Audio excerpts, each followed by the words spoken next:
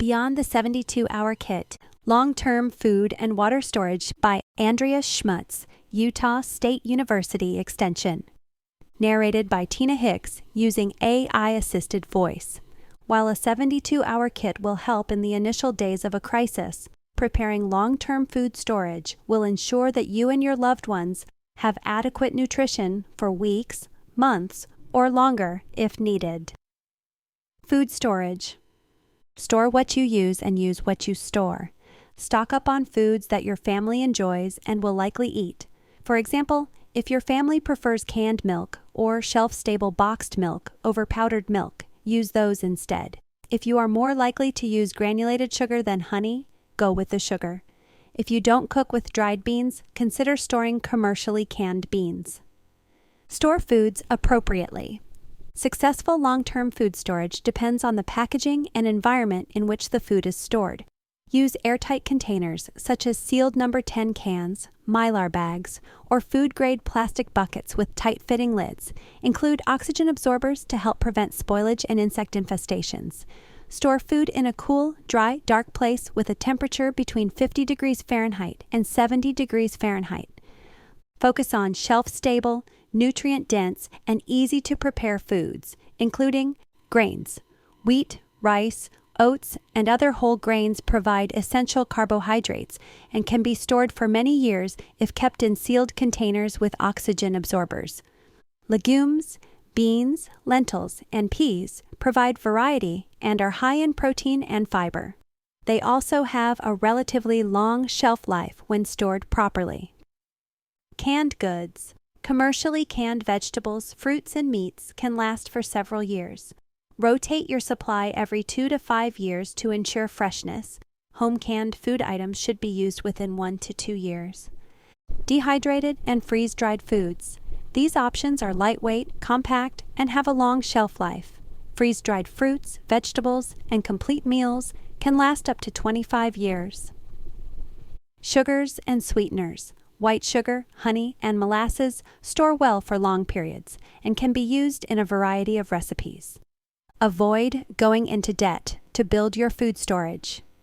You can purchase small amounts of extra food over time until you have the desired amount in your long-term storage. Watch for sales on the items you intend to buy. Consider using a tax refund or work bonus raise to buy large quantities at once. Rotate your storage with FIFO, first in, first out. Frequently rotate your food storage by using and replacing items before they spoil or expire, keeping items with the oldest dates toward the front of the shelf to be used first. Water source. Humans can survive weeks without food, but only a few days without water. Consider the following guidelines to build as much water storage as you can, along with having the means to purify other sources in an emergency. Quantity. A quart of water or other fluid per day will sustain life, but most people will be more comfortable with at least 2 quarts per day. Nursing mothers, children, people with illnesses, and those living in hot climates will require additional water. The Federal Emergency Management Agency, FEMA, recommends storing 1 gallon of water per person per day for food preparation and drinking purposes. Ideally, another 1/2 to 1 gallon per day allows adequate water for personal hygiene and dishwashing. Consider storing a 2-week supply for each member of your family. If this is not possible, store as much as you can. Containers. Commercially bottled water provides a quick and easy way to build your storage and can often be found on sale at grocery stores. Consider buying 1 package each time you shop or at regular intervals until you have a 3-day supply. Then slowly build up to a 2-week supply if you have the storage space. If you prefer to prepare your own containers of water, FEMA recommends purchasing food-grade water storage containers from surplus or camping supply stores. You can also reuse storage containers as long as you clean and sanitize them first. Water source. Fill your water storage containers with tap water from public water supplies. It's already treated and should be free of harmful bacteria. However, as an additional precaution against any organisms that may have been missed during the container cleaning process, you can add 5 to 7 drops, about 1/8 teaspoon, of chlorine bleach per gallon of water stored.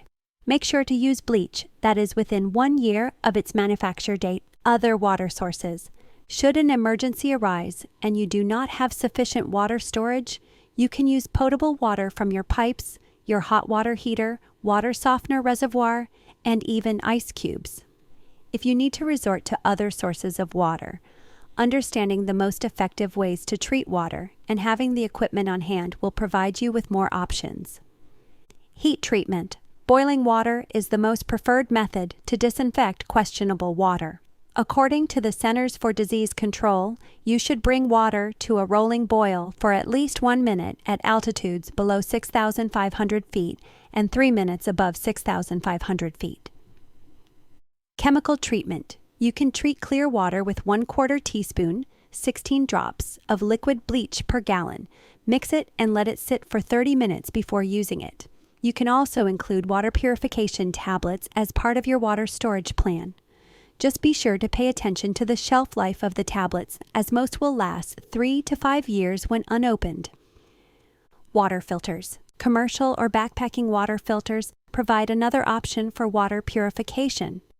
They may not filter out viruses, though, so it is recommended to add 5 to 7 drops, about 1/8 teaspoon, of bleach per gallon of filtered water. Hopefully, these basic guidelines will provide you with stepping stones to help you start your long-term food and water storage. Remember that some food and water supply is better than none. The key is to get started.